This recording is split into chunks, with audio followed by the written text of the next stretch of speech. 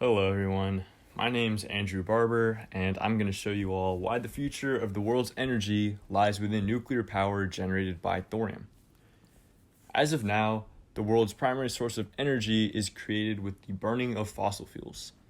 Although this has been a reliable form of energy, within the last century we've discovered that it has been releasing greenhouse gases such as CO2 and methane when it's been burned for energy, which is going into the atmosphere and trapping heat.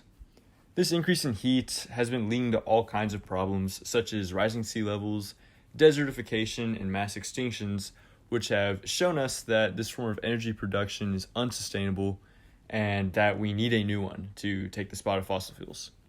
I believe nuclear energy has the power to do this.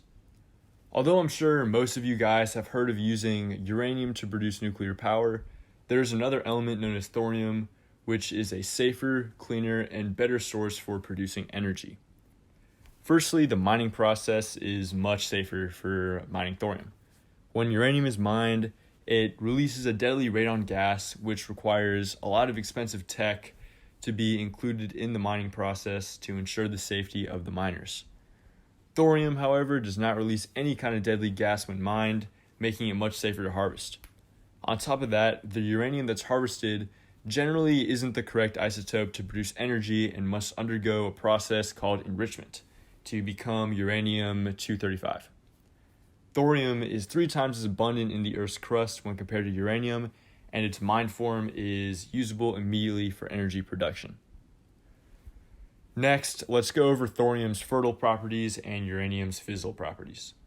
Uranium is a fissile material, meaning that it can undergo nuclear fission by itself, but thorium is a fertile material, which means that it actually needs help from other elements to undergo nuclear fission.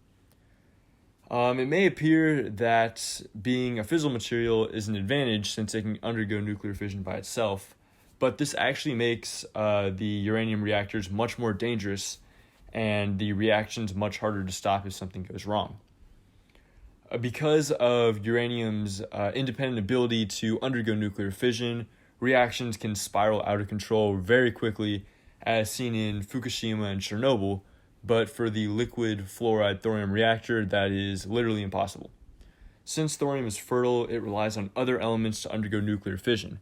Therefore, if the reaction ever overheats or something does go wrong, the liquid thorium can just be removed from the helper element to stop the nuclear reaction altogether. This is possible because the liquid thorium is placed on top of a meltable salt plug.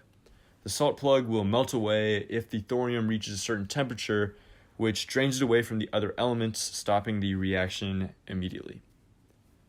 An additional benefit of the thorium plant is that it can't be taken apart to create nuclear weapons. The liquid fluoride thorium reactor works by converting fertile thorium into fissile uranium-233 and then splitting that uranium to produce energy. The uranium produced in this reaction is generally considered by scientists to be unusable for nuclear weapons. This means that thorium plants could be set up around the world without fear of giving other countries the ability to create weapons of mass destruction, such as nuclear warheads. A common issue with using nuclear energy for fuel is the waste it produces. A byproduct of nuclear fission is a very toxic waste that currently cannot be destroyed. The only solution we have with the waste is to put it in thick barrels and bury it deep underground. This is much less of a problem with the use of thorium because it produces 100 times less nuclear waste, that is 10,000 times less radioactive, than when uranium is used, all while producing more power per ton than uranium. This decrease in waste production also tackles a large social issue with using nuclear energy.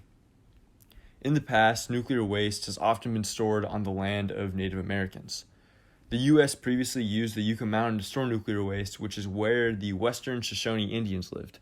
They were given no power to fight against this issue and as a result had to deal with the health consequences of nuclear waste on their land.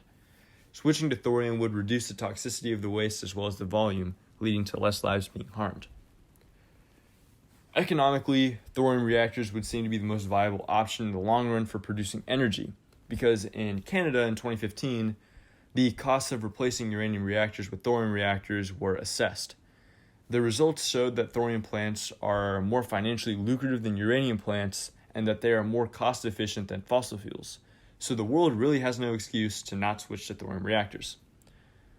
So the question is, why don't we use thorium right now? There appear to be two main reasons why: precedent and cost. Countries are used to using uranium, and the idea of using thorium is relatively new. There would also be transitioning costs associated with making the switch to thorium, but some countries like India, where thorium is an abundant resource, are already making plans for it to become a large source of their energy very soon. Hopefully the world will also follow. So what I want everyone to take away from this video is that thorium is the best option for the future of energy production because it is safer, because it doesn't release any gas when mined, and the reactors are meltdown proof. It's 3 times as abundant in the Earth's crust. It produces much less radioactive waste that is far less toxic, all while outputting a lot more power per ton. Thorium can't be used to create nuclear weapons, making it safe to implement around the world. And thorium is the most economically viable solution for energy production. Really, thorium is the Superman of power generation. And the faster we switch to it, the better chance we have to reverse the damage of fossil fuels.